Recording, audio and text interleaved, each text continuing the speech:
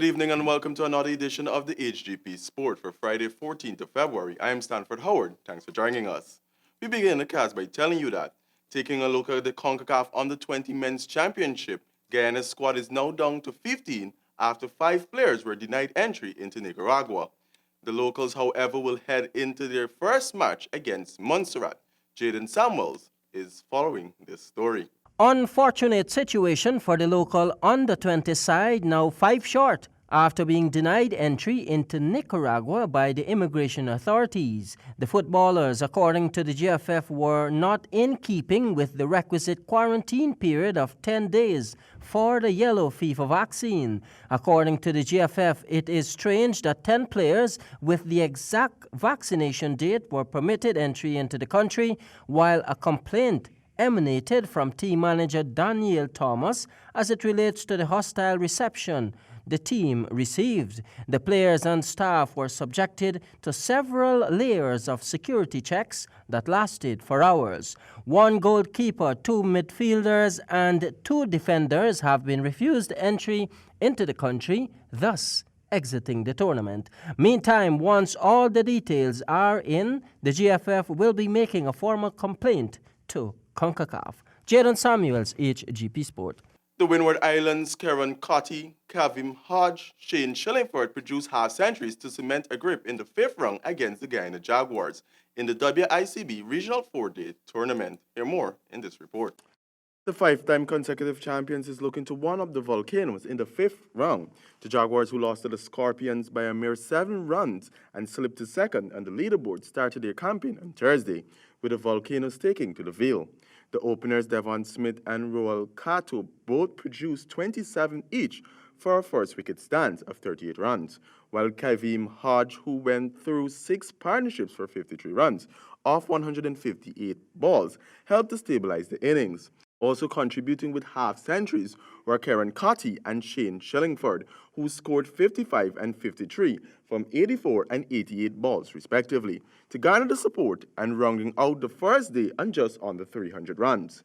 On the start of day 2, the Windward Islands were all out for 318, while in reply, the Jaguars were reluctant to get the start they needed when they lost opener Chandrapal Hemraj with just 1 run on the board in the 5th over.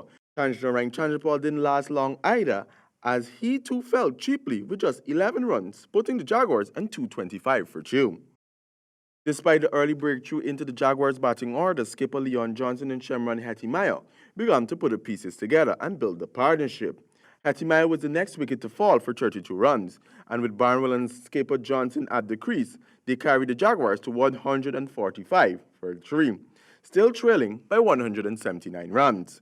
For Hgp Sport, I am Stanford Howard. The Demerara Cricket Board is currently hosting its Under-17 Inter-Association Tournament, geared at identifying future stars. Samuel Gillis tells us more. As the Demerara Cricket Board's Under-17 Inter-Association kicked off at Everest Cricket Club ground Wednesday last, Georgetown sent East Bank packing after winning the game by 6 wickets. Georgetown won the toss and opted to take the ball first, leaving East Bank wicketless for 67 in 24.4, giving the Georgetown side an easy victory, reaching 68 in just 20.4 overs, losing just 4 wickets in the chase.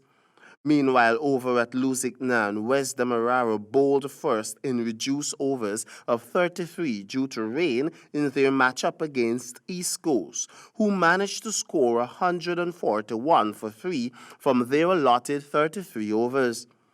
In reply, West Demerara struggled as they fell for 49 for 7 from their allotted 33 overs. East Coast then won by 92 runs. For Hgp Sport, I am Samuel Gillis. Still with cricket, the annual Republic Cup, the first major softball tournament on the 2020 calendar of events for the Georgetown Softball Cricket League, bowls off this Sunday at the Demerara Cricket Ground. Jaden Samuels is following that story. The now sunny conditions make way for softball cricket featuring 4 of the best Masters team playing for the coveted title. Newcomers East Coast Demerara Masters will have their work cut out as they look to get their hands on the trophy stall sponsored first prize ahead of season contenders Mike Wellman's Masters, Fisherman Masters and defending champions Regal Masters. The first ball is set to be bowled at 10 hours on the small outfield with semi-final action followed by the final at 14 hours.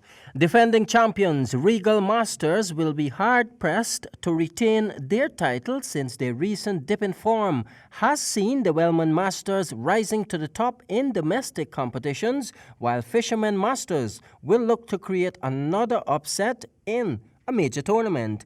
In addition to the championship trophy, there will also be trophies for the runner-up, player of the match in the final, best batsman of the tournament and best bowler, all compliments of trophy stall. Will be live entertainment from the Caribbean Hot Shots Band and live commentary from international commentators Inderjeet Prasad and John Ramsing. Jaden Samuels, Hgp Sport. In some interesting cricket news, Hattie Myers Hurricanes and Rutherford Renegades will clash in the Golden Republic T20 Bash set for Providence on February 21st. The matchup is part of the many activities in the observance of Guyana's Republic Golden Jubilee. The action bowls off at 1400 hours, with Guyana's top softball sides in action, followed by an exhibition games between teams from the West Side and Georgetown. This will be followed by the $1 million matchup between Hattie Meyer Hurricanes and Rutherford Renegades. Tickets will go on sale at the Guyana Cricket Board head office this Monday, or just pay 2,000 Guyana dollars at the gate. And finally, in squash, the Bounty Farm Limited Handicap Squash Tournament continues on Thursday night as Fernand's siblings battle each other and Lucas Johns trash Stephen Passad at the Georgetown Club. Hear more in this report. In Category A, Ryan Boyce had to call on all reserves to overcome Tiana Gomes, 15-13, 5-15, 15-14. And in a battle between the two Fernand siblings, Grant and Boo, Grant dispatched his sister, 15-7, 15-14. Everybody.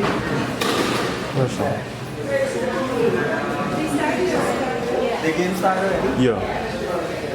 Longhorn Moreau again had another match go down to the wire as he defeated Nathan Raham 59, 12-15, 15-14. And in the last of the quarter-final matches, Durand Passad beat Kwesi Walcott 15-12, 15-12.